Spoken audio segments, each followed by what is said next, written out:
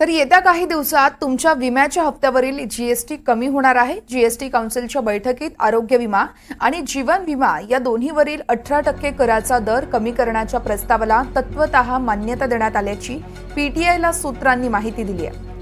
पण प्रत्यक्ष कराचे दर कमी करण्याचा अंतिम निर्णय मात्र पुढील बैठकीत घेतला जाणार असल्याचं पीटीआयच्या वृत्तात म्हटलंय। तर 2000 रुपयाहून अधिक रकमेच्या ऑनलाईन पेमेंट्सवर जीएसटी लागू केला जाणार असल्याच्या देखील कालपासून बातम्या बघायला मिळाल्या होत्या। मात्र जीएसटी परिषदेने आजच्या बैठकीत कोणताही निर्णय घेतलेला नाहीये। जीएसटी परिषदेने कर्करोगावरील उपचारासाठी वापरल्या जाणाऱ्या औषधांवरील जीएसटी कमी केलाय।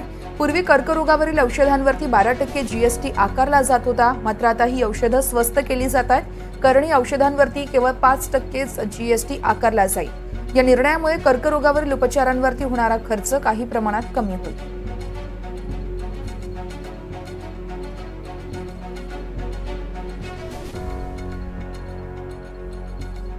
विम्यावरील जीएसटीचे दर हे कमी होणार आहेत। लवकरच विम्याच्या हप्त्याची रक्कम कमी होणार आहे। जीएसटी काउन्सिलच्या बैठकीत तत्वतः मान्यता देण्यात आली आहे, तर प्रत्यक्ष निर्णय मात्र पुढील बैठकीत घेतला जाईल।